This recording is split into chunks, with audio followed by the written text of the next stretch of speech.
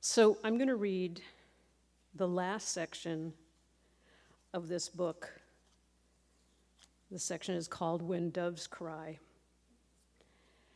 I called this in the table of contents an interspecies song, but I might more rightly have called it a lamentation. The title is, of course, stolen. Doves cry all over the world, though, so I hope it's clear that the frame of reference is not just American popular music of the 1980s. When Doves Cry. Dig, if you will, the picture. Not that we're so sensitive. Sprung from a branch, still life's not and never will. Having left the stage for the stall, the pen for the street and pause, because to us the exodus is unanimous, the heartbreak real. We don't know where the next 5-year plan's coming from, or the weeping that will move certain beings to song. So we take our pencils with us. In front of us, the meal of uncountable means and phrase sits steaming. We do it like this, then get all disclaimers out of the way.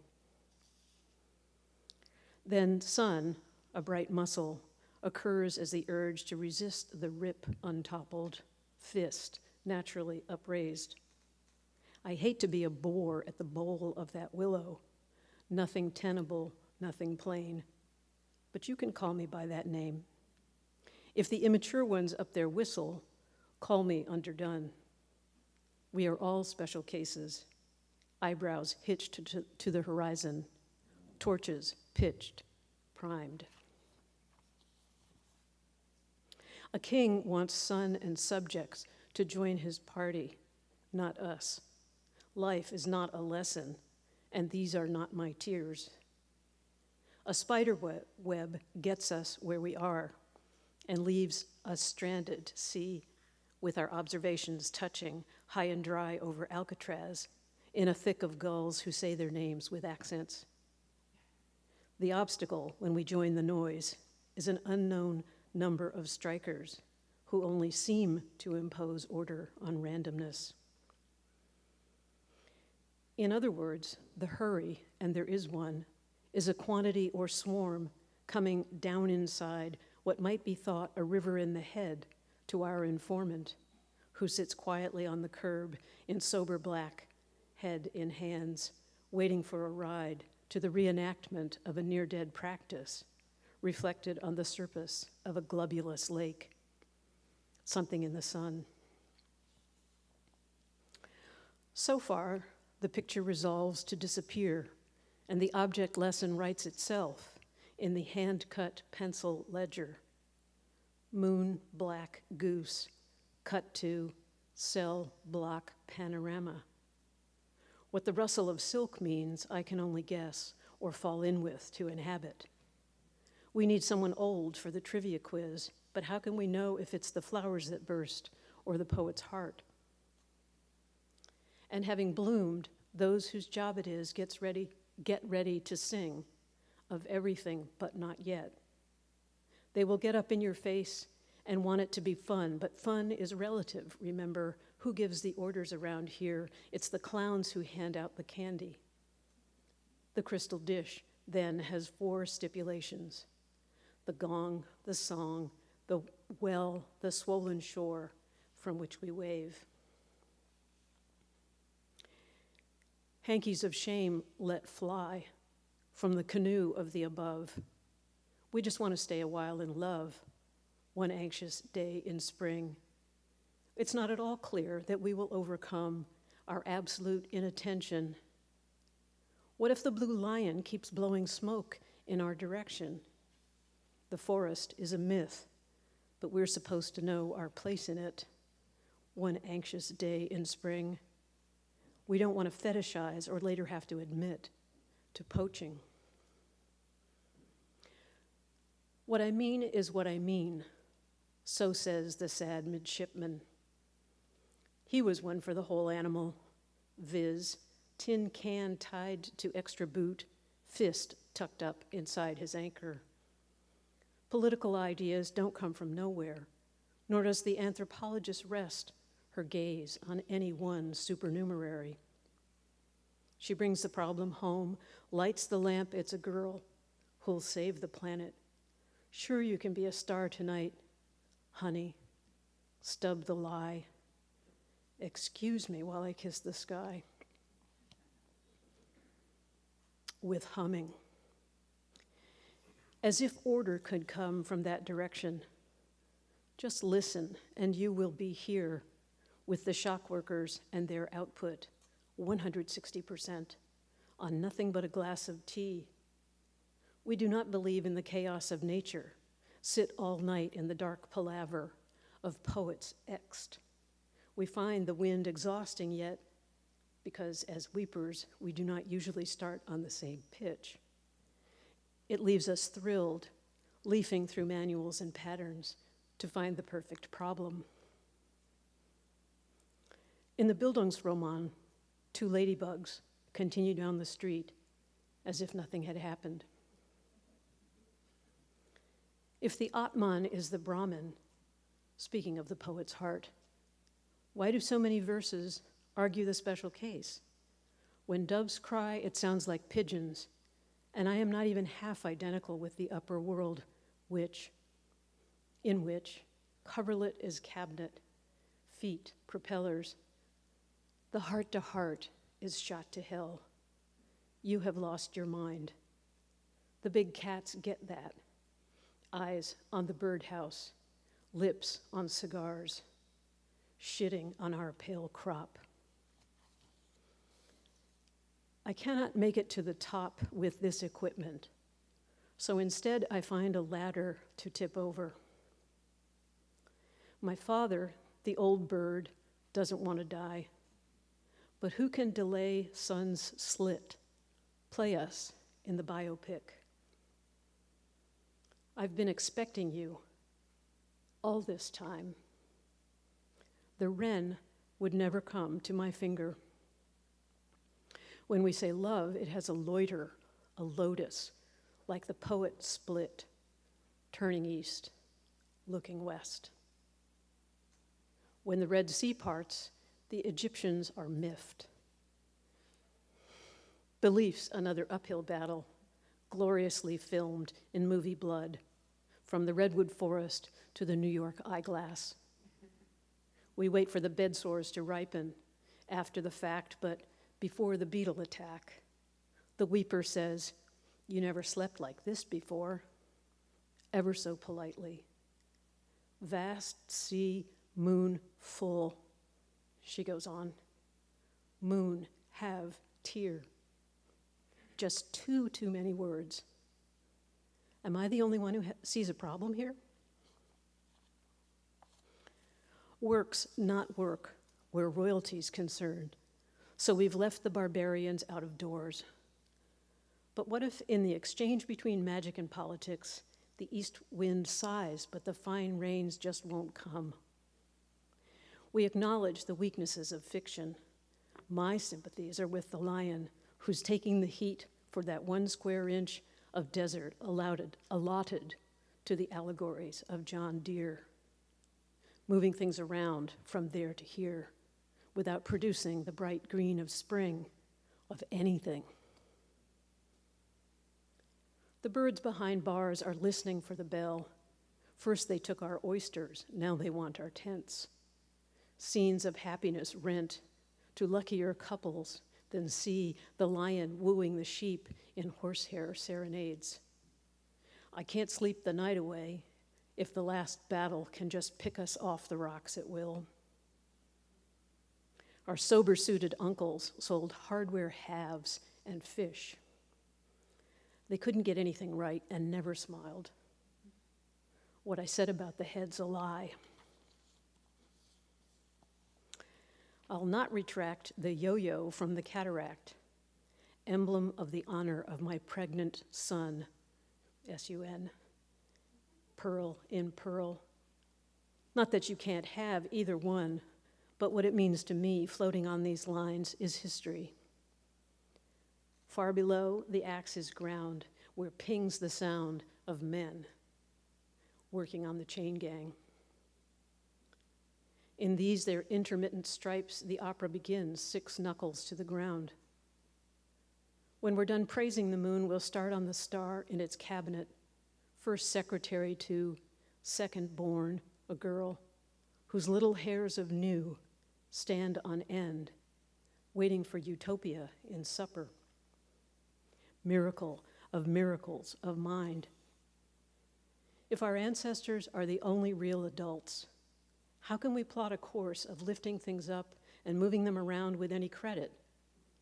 Believe me, I'm completely empty of special knowledge, and as a body, of only passing interest. It's true the birds look back, but to say what? Will I see you in the treetops? The shocking thing isn't Horton, but is hearing. When a pin sails off a cliff into the meat of a little city in hysterical time to shift away from meaning may be a feature of the age of us who witness this terrible business. I hear the ponging of the monitors. I hear the who.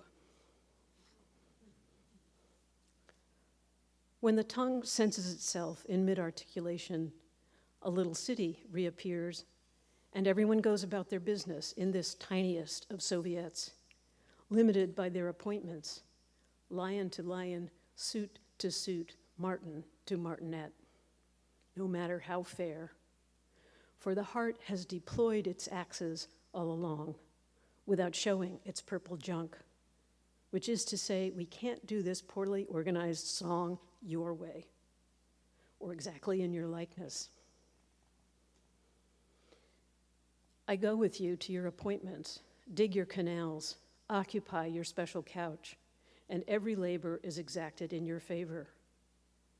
Tonight, as always, we will name the tree that will eventually fall on your rifle. The weepers have said they'll rendezvous at the appointed place on the map, but when I get there, I meet only myself at the agreed upon dot. Listen to the point of pain. Da-da-da-dit. I give up. Open the little door in your hearing aid and climb in. What a wonderful world to let go the baby on my back in. If neither poetess nor heart attack, why do the birds all hate me? No inconsistency, pining at Elba, no regret at Waterloo. I gaze out at the blue and ponder, beyond the bars of the Golden Gate lie the Farallons. It's the form of the verb that pulls us out and leaves us hanging. Naturally, we can't go there. But what if we throw in another pearl to swallow? Nothing hidden, nothing plain. What if we let the plastic beads scatter? Mom, on her scooter, heads for the bridge about to blow. Tonight, as always, we listen for news of her. Pieces hammered into dust, and whatever's washed up the night before the day on which. The story ends with the curing of blindness.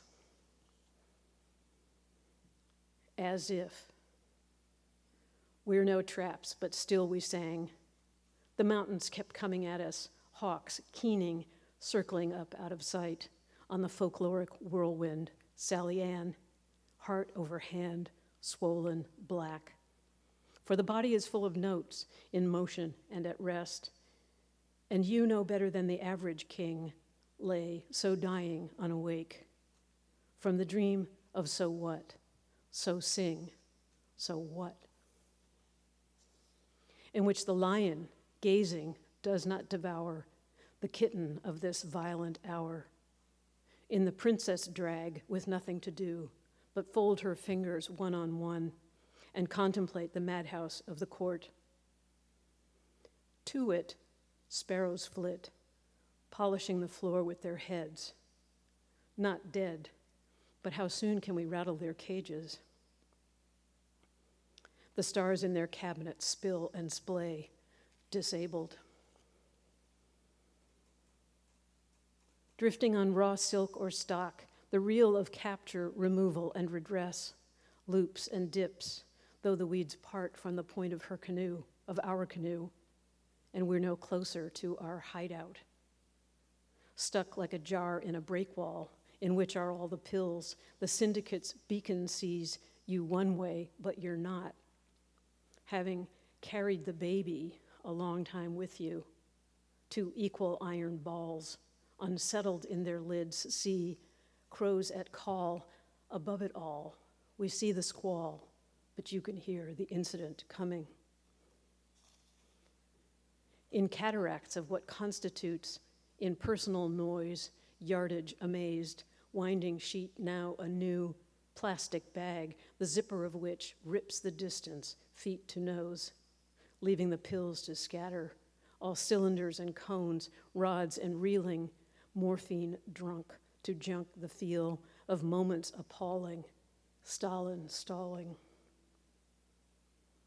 In captivity, can my canaries really love me? I go to bed and weep into my feather pillow, worn corduroy thing with a zipper, homemade for summers on the boat. The tractor driver may not get it, red-faced, broad-shouldered, and realism-drenched. That's okay. I'm saving their lines for later. The story keeps on giving. The moon on the river means nothing to me. In my eyrie, hardened by years of captivity, I've had to keep an eye out for some ding-a-ling with a patent. It's true, the song will be sung from the fruit dove's point of view, while below us the world falls sideways into disenchantment. The walls lean closer in. Such are the affairs of men who, finding their hands tender under buttons, disclose anyone with half a brain where might have stood a martyr. Take me to the river. Show me its plan. Don't get too excited. All the engineering in the world can't explain how the lion got to be a diagram laid out in planets, stars, and plates. Let it cleave to its tools as though the couplet had a handle you could just pick up and walk out the door with. Never more to scan the horizon for traffic. Hold back the tide. Call anyone doctor. Such is the floss under the mill, canal between a prose of the world and the title that can't be refused by the doctor who calls it tilt-a-whirl in usufruct. So we sleep on with one eye open to the purple haze bruising up the sky. Whatever I say now's just going to piss you off, so let's find a corner on the embankment to rest and clean our valves. Cure the French horns of their curls. If you're moved to a tear, so it is. I can't stop you.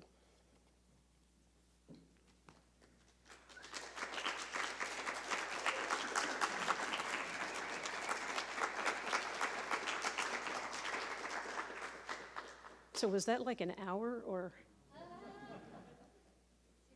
2 hours? Oh. Because I was going to read a little bit of new work. Do it. Okay.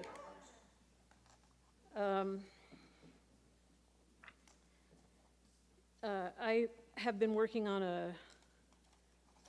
a book for a little while called The Elements, and I was going to read part of a section that is meant to be an interlude between longer and more clotted stuff. And when I started, it was supposed to be slightly sexy, but I have trouble sticking to a plan, and you'll hear that. I'm going to start about a third of the way into the series.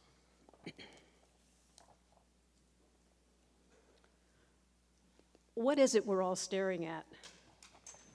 The mound in the cave where the shirts are does not concern the egg in us, as in style pressed, as in thought, or in the mood of, excocted. When we were worms, our residues rested on the dew of a stem.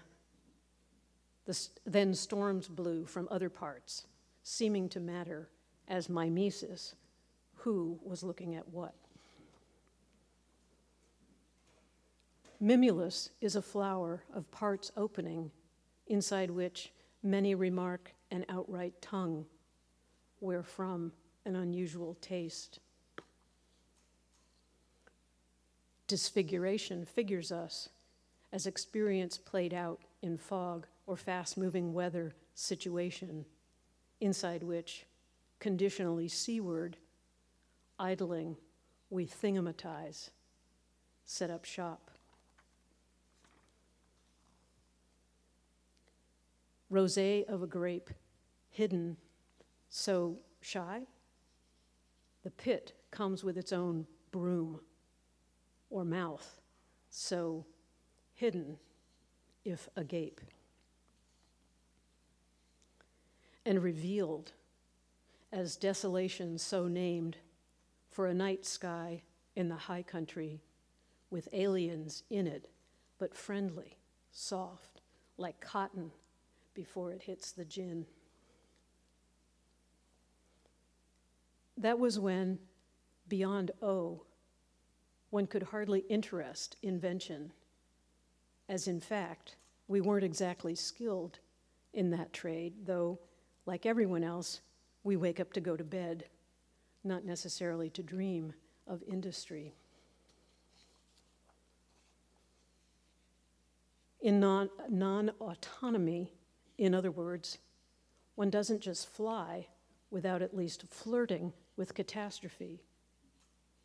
One may be detained in other worlds, even stunned, without parties to sop or muddy up the mayhem. But come off it. When yellow day hitches up, you hold out a hand to a cup full of the milk of last night in the harem, an act derived in sheets. Sheets? Ad infinitum. Why insist on carbon dating anymore if sequence leads to sense, glance to further investigation? I meant to go out into the world, then undress. But that theory, after all, proved sad, incontinent, enormous. Enough to blot sun and king alike, with blade of straw dangling from your mouth when pressed, to own its rhapsodist, you do come true to form.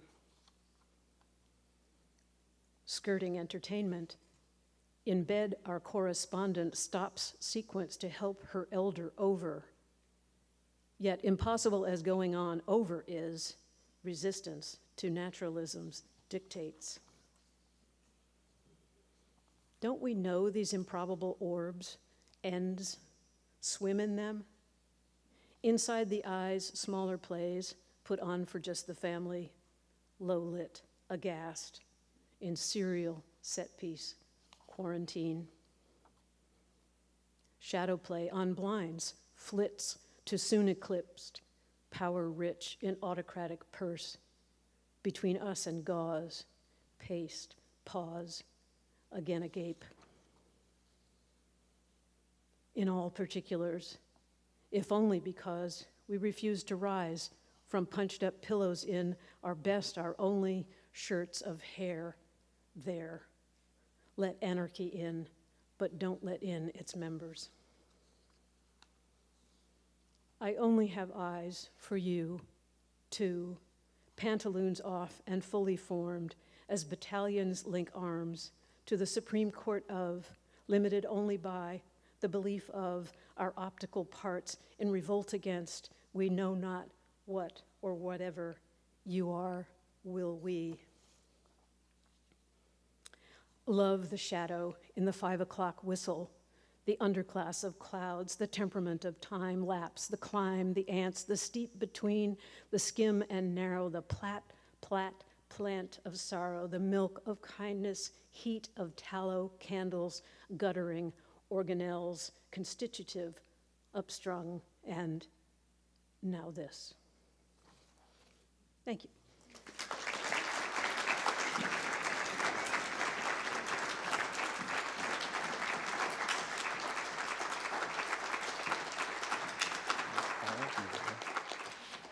This really is a book that is written in and about community, so I actually mean that. And a lot of you are probably named in here. I want to start off by an invocation of sorts for our Lord and Savior, Kevin Killian. Kevin, come back. The creamiest sun rises and sets over San Francisco, the city I can see out my bedroom window, scattered with undies and socks and the pink jacket that's good to wear on the windy edge of a lake on Mission and 3rd. That's good to wear to meet you in front of the museum, to go get naked at a dead poet's grave. Like when my friends and I used to go streaking through the Salt Lake Cemetery, land of that punk with blue hair, high up where an ancient lake left crooked lines on the hill, undressing and ogling ourselves a bit like Hostess pastries before they get all smushed. And higher up, turning my head out the plane window to see Mount Shasta, Wintu holy site others believe is filled with Lemurians, 1.5 million of them actually, much taller than us and full of disdainful platitudes, yet residing in buttery crystalline peace like humanoid croissants. And even higher up, I think I can see the street you live on, Minna. Just kidding, I can't, not even with binoculars. I can only see the troublesome outline of that technocratic utopia where helicopters swirl the air to soft serve, and the youngest looking people pretty much have all the money, and fog oozes like in the second Ninja Turtles, Secret of the Ooze. Though I can't remember the secret, I know you would.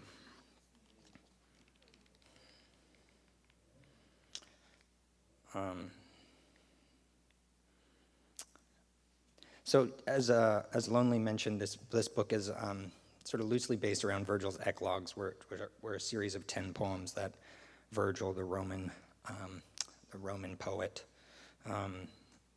wrote in the beginning of his writing career before he got courted to become more of a court poet, and then write these sort of his more famous works, which not my favorite, but Eclogues, there's 10 of them, and they're all these pastoral dialogues. They have a lot of banter and gossip and complaint, and they're very much about present living as a political subject and as a subject who engages with the world in all its beauty and misery. And this is my first Eclogue, Ownership Links Arms.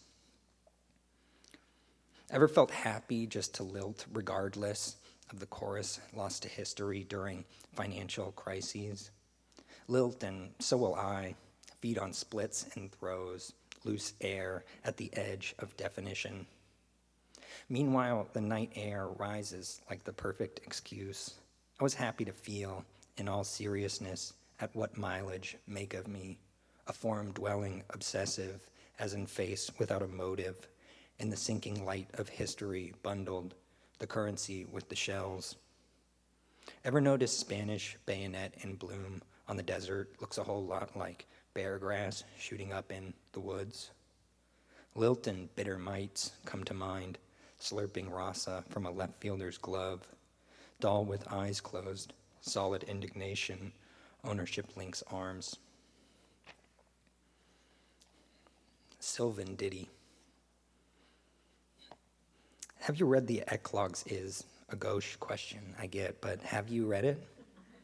In the first Eclogue, the conversation between neighboring shepherds is pretty much about eminent domain and rogue legalese, a not so unfamiliar policy of what purpose denies use.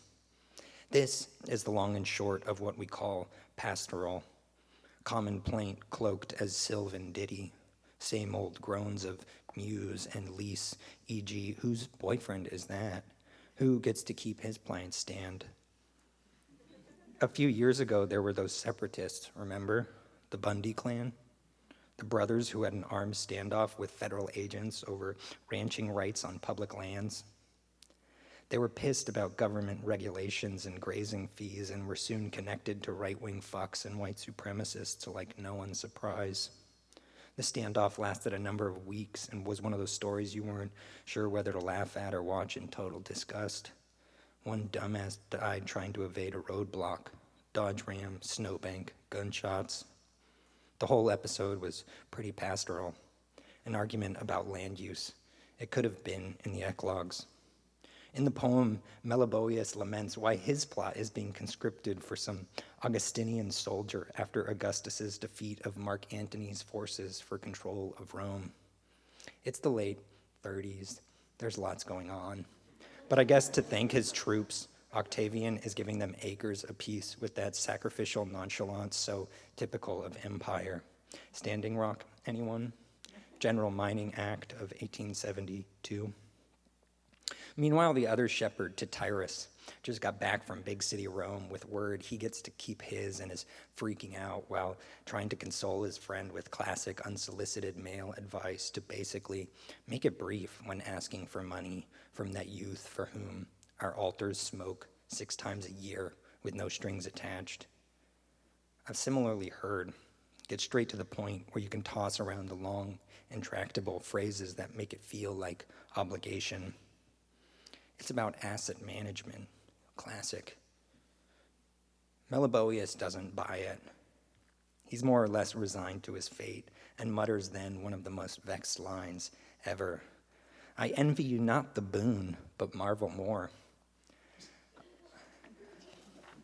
Other translations have it read, I don't begrudge you, rather I wonder at it, or something like that. I can't read Latin, but still the sentiment makes him suddenly much more complex and tragic and breaks the poem open like a serious pill. I prithee, passing crow, go wiki Thrace, wiki Dakota water defenders. Last week my mom, hi mom, she's watching on the live stream. Last week my mom texted a picture with the caption, Great wildflowers in Albion Basin. Thousands cross an ocean claiming misnomer status. Excuse me, sir, but are all your fish full of plastic? To say things are beautiful but fucked, Virgil uses phrases like crave thirst or fate impelled or backward born. Ergo for sea salt, the salt you toss lightly on asparagus. The poem ends with Meliboeus saying, I'll go somewhere crappy and sing no more songs. Somewhere like Britain, classic. It's about refugee resettlement. Tityrus says, let's at least enjoy one last evening on this hill. You know the phrase, to have a lease on life? I've heard whatever you do, go into the distance, break open the pill. Just don't eat the artichoke. I want to see it flower.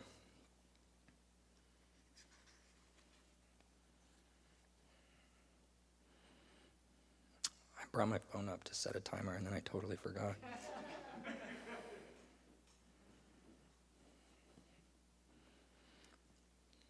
Solicitor General. Rosy Amish colors make a reef over Oakland. Up and down Mandela, someone scrawled, no illegal dumpling, and my phlegmatic head nods, ha ha.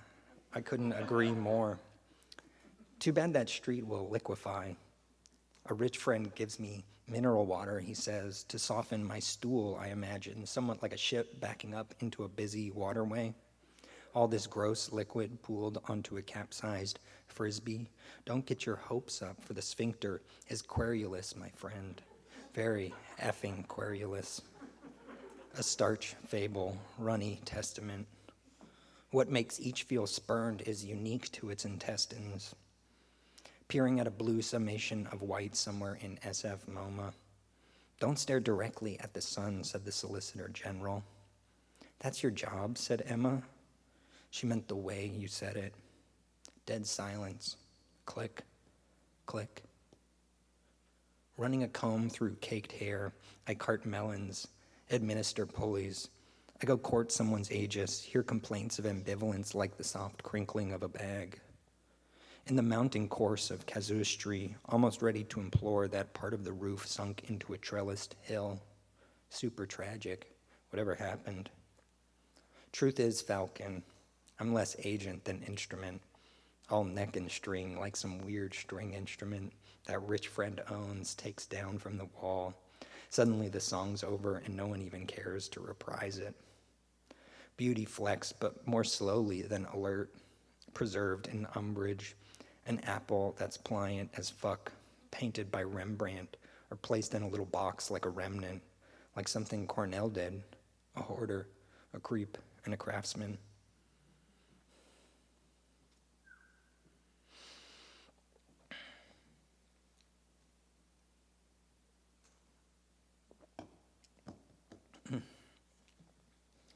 Spoon-fed worldview for Gene Day.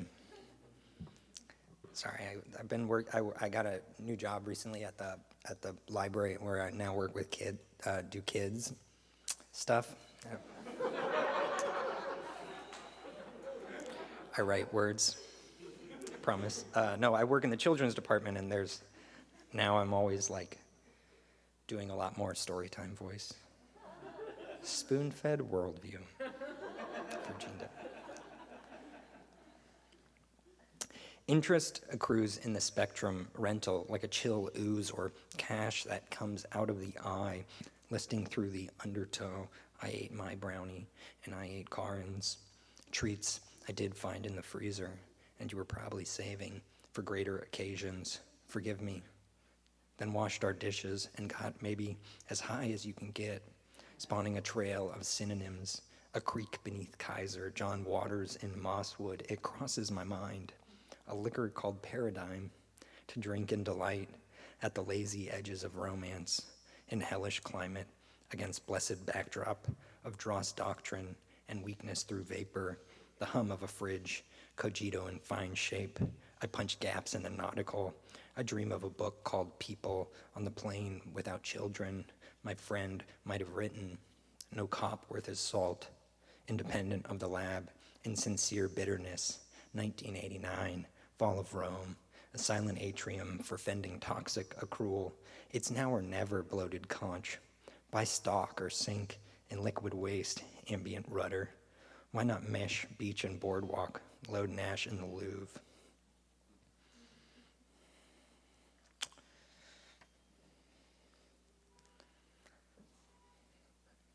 Eclogue 3, alternate strains. And it has an epigraph that is translated as "you outpipe him" from Virgil from Eclogue 3. The third Eclogue, and some of the other ones are all these singing contests that are pretty amazing, where they just try to out-sing each other, which means just write better verse, more or less. Damon, who cares about cows? You can fill these cups with a milkshake. You know the song? Twining vervain is a vampire's most known weakness. You may not know it, but I saw her in Richmond. You saw Khalees?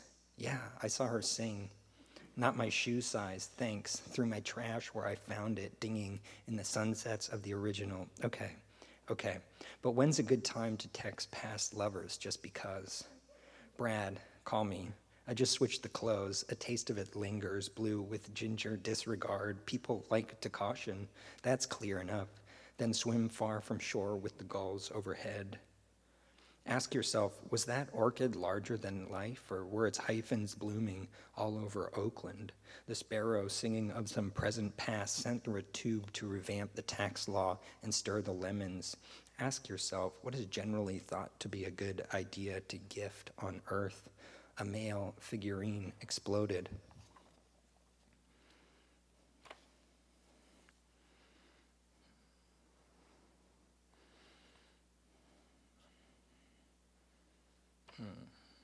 I could take some requests.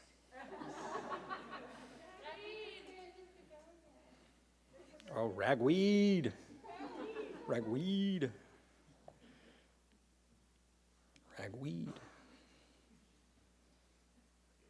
This one's called Ragweed Discourages Begonia.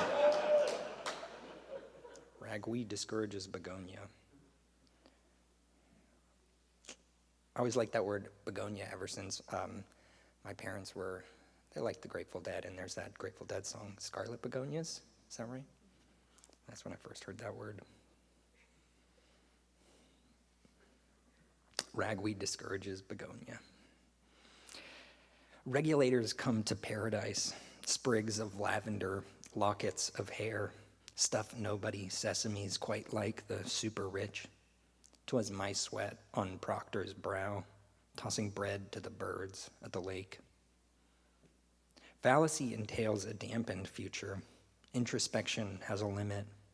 I follow the courageous example of the satellite. I'm not one to enter the valley twice. In the dream, an owl planted in the sea, a hill had thought, moving cups into place. Bro, will kill us all. The widgeon and cattails, the carbon and karst.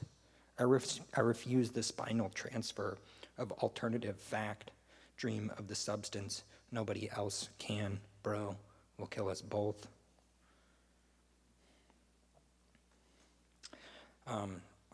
This next one is called Telos is a Feature, and I just dressed up as Robert Duncan. It has a Robert Duncan.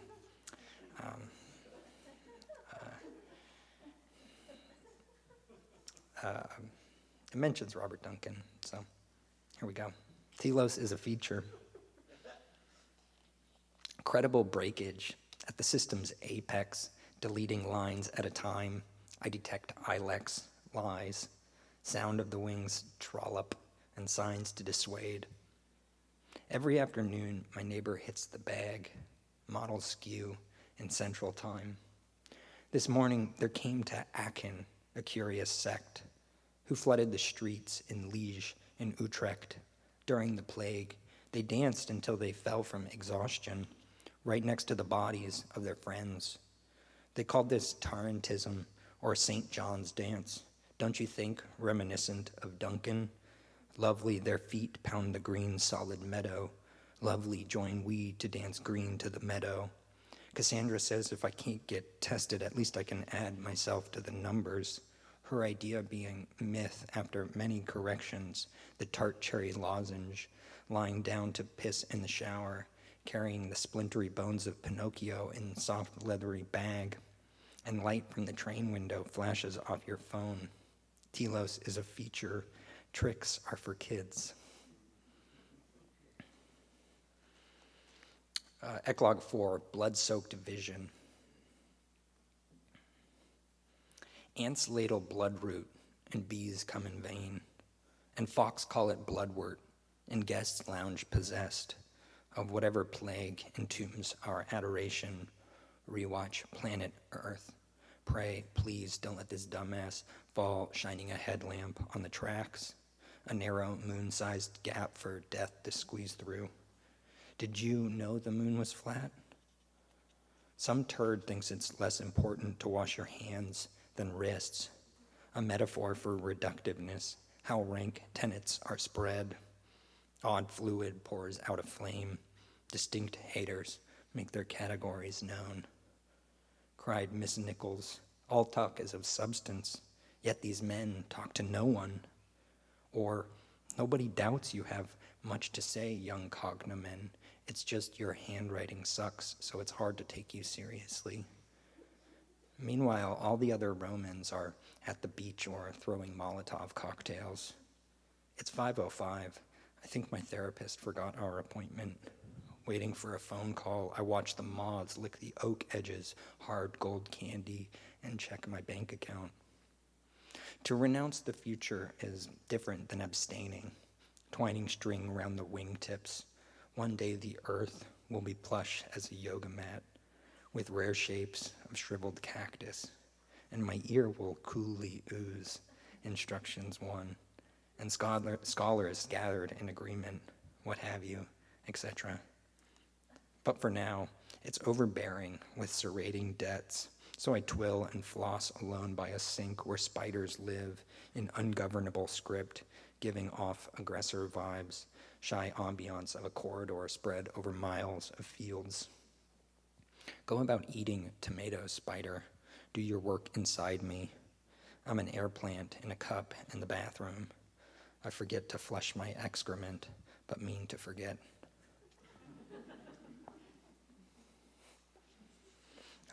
A is for Aegis, or Aegis. Aegis. I don't know how to pronounce that. Aegis. I think it's Aegis.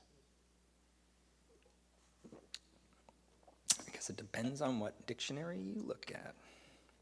Some online dictionaries say both. And I titled an entire chapbook. A is for Aegis. Each day at dawn, I put the discolored buds in my ears. I meander the pathways, perceive the daemon trying to lure the cat down the stairs with a frayed orange thread.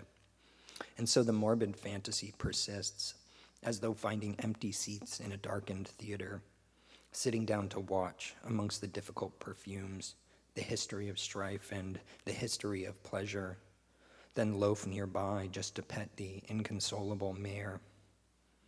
On the trail, the lady said, "You looked so pretty in your pink hat against the poppies from a half-mile away." Well, what about now? Hole where the hoof plowed, gap where the rent went. A is for Aegis, B for Bear Stearns. With each plunge of the rig into sworn-off waters, I prep the console, I sample the gels, suckling weevil of fallible gains, integrating the pole with the voter, osier and ichor, starburst fingerling, don't forget the vanilla soy cream. In Virgil, there is an understanding this kind of lyric continuity as the provision of militaries, frogs deep in a throng of nettle. Do you refer to the repugnance of your forebears in the past or the present? Do you prefer treaty and breach or the attachment of writers?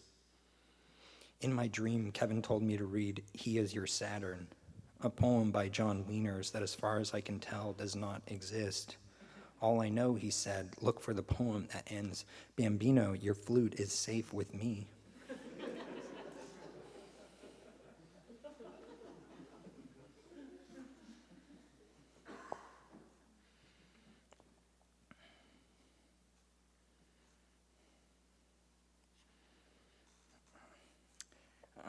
This one's called Unaware Fiction. Unaware fiction was pictureless and Mercury to be believed. No more paradigms, just spursing computation all over the tongue until the tongue is destroyed.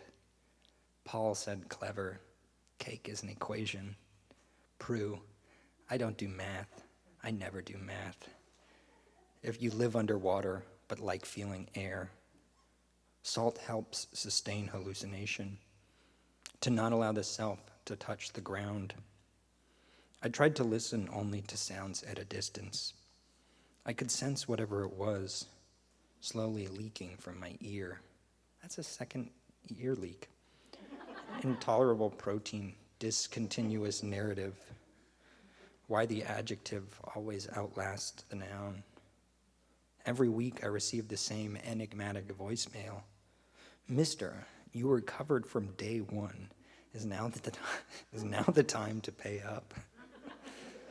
I believe I was born, but by what figment, sleuth? When analysis lacks, equivocation reigns. I think if I had a child, and that child wrote a poem, Amino, affidavit, I used to think these were people's names.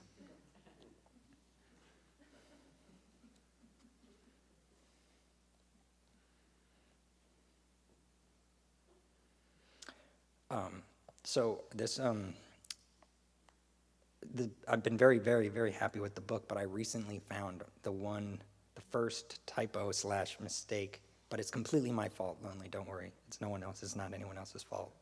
But somehow there was an epigraph for this poem by Alan Bernheimer, and it was in the previous versions, but it didn't make it into this version.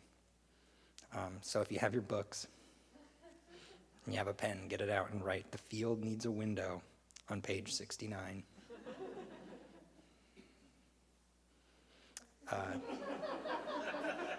No one's doing it. It's supposed to be there. You're getting permission. And it's called Rapidly Reversible Tattoo. The field needs a window. There I was, learning to work it, hushing the stigmas, salvaging hope as a dialogue, as recently dissected, to feed the needs of the jolted. When you leak it, you know, salvaging stacks as a dialogue, tending the desiderata with heirloom eyes, in equal parts level-headedness and privy onus, afloat on the yuba, the kind of pitching that yields to fielding. And there I was, casually addled on any bench, salvaging rates as a dialogue. As recently as yesterday, was that flake, had my lunch near shores.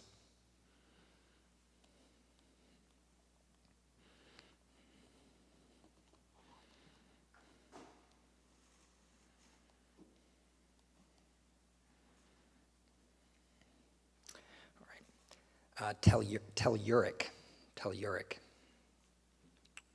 Fawns and beasts dance to good music.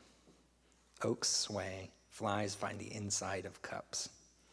A centurion is said to have punched Virgil, who called the cops. The young radical who becomes a supporter of existing institutions. Dabbles in cosmogony, gets Horace paid too. Were friends warning him to not become a tool? Yeah, I have been paid by the state at times in my life to clean equipment at the gym, teach kids, check in and out books, never that much, and not to be a poet. These days that work is done by trolls and pundits. Listen closely to the curses they cast. Minor colds, daily spells, inventions of likeness and musical dissonance. All these make the placebo perfect, mere ambiance dissolving into blue flickers of sensitivity until the indoctrinating eye of the Eclogue concentrates elsewhere. Cynics were the original Epicureans. Some say the Eclogue was devised by Theocritus in the 3rd century, almost out of whole cloth. Others trace it back to the Homeric hymns of an earlier phase. Cool grass, thin air, the alpine flowers on Ricola originals.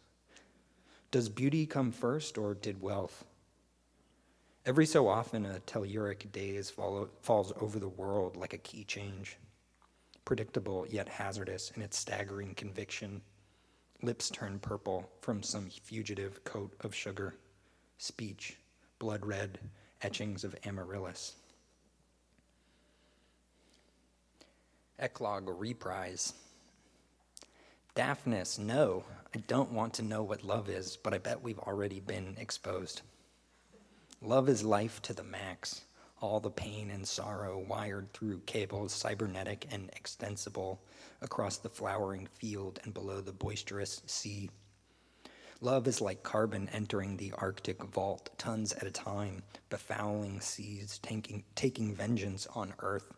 Dumping all this material here, theorists muse over and we labor under between dissent and decree, like some ahistorical ploy, so cruel in its conference as the black oak up the tall ponderosa climbs, plums, but never more than halfway.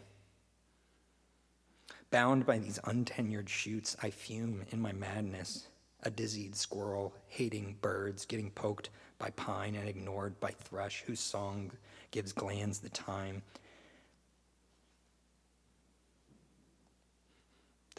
they need to make the goosebumps I wish upon no one else. Echo, psych. The data is bad. I'm afraid nothing is real and description is pointless.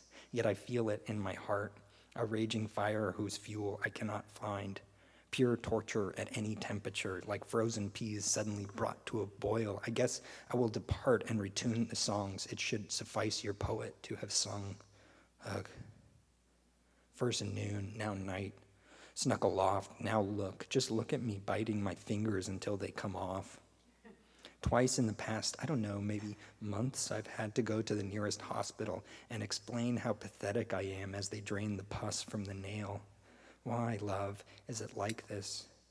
You mind the pit of my soul, and life's frayed swivel speaks to this. My friends tell me not to draw connections, but my philosophy blasts their contentions to shit, and Toke's remaining swag, endowing me with poisonous faith and unfavorable karma, and blast their words to silt that chokes once amazing brooks. No more sienna, emerald to the north and south. Now all realms suck. That's enough, my best friend says.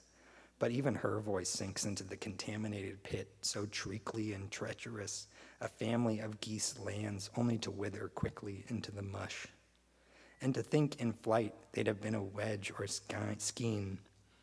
Me, I can't even think that hard.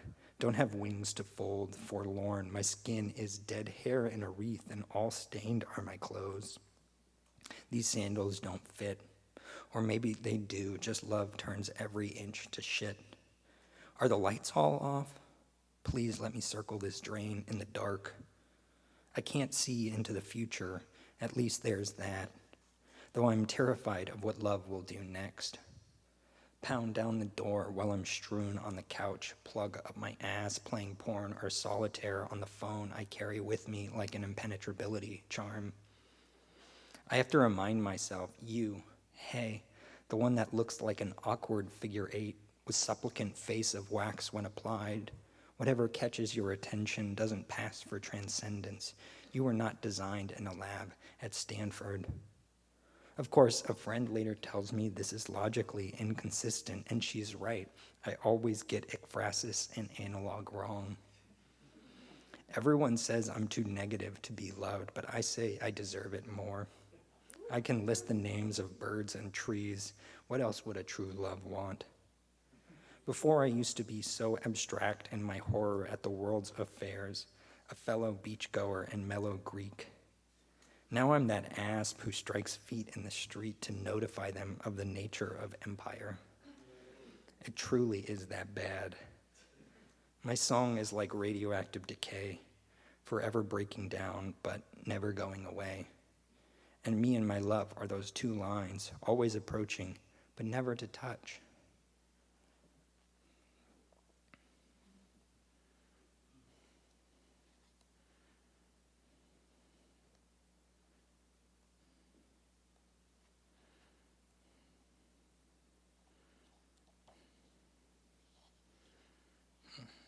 All right, this is the last one I'll read. Eclogue 9, Microfiche. Oh, Robert Duncan. Often permitted to walk out of work with a tray full of pastries. The scaly fish come forward, exhibit the antonym, effort of the lungs. Shore is smacking in decked out headspace, nominal goons, rose-scented wigs. Say bye to the raiders. Bye to the dubs. Enter the city of your choice through knee-high grass. At times I emerge, a vulture, vexed by the pursuit of a habitat, to frequent a large polemical star, dying like eating through inedible leaf, methinks a mildewed apiary covered with ants, and bubbles rising from the bottom of my intention. A metaphor for whatever climbs out of my mouth. Thanks.